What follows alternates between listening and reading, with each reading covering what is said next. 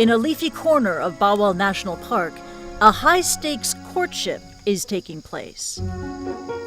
The future of this critically endangered species in Bangladesh depends on it. The Asian giant tortoise was thought to be extinct in the country until 10 years ago, when a few were discovered in the wild with the help of this man. And now, conservation biologist Shawar Siza Rahman is on a mission to bring them back.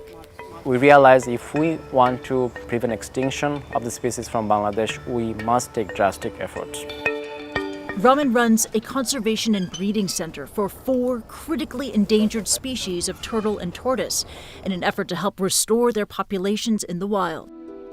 Unfortunately, most of the species are threatened with extinction. The major conservation challenges are hunting for food and pet trade, and the destruction of their freshwater ecosystem and forest habitat.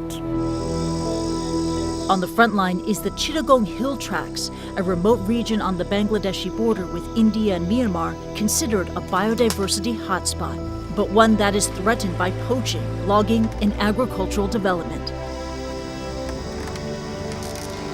Rahman first visited in 2011, and working with the indigenous Mro community, he and his team train former hunters as parabiologists, or citizen scientists that collect data and monitor species to help protect local wildlife.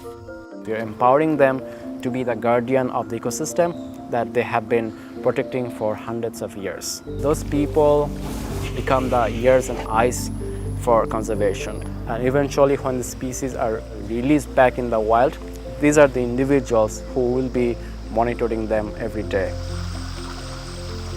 While there, Rahman learned that a few Asian giant tortoises still existed in the region, and the idea for the breeding center was born.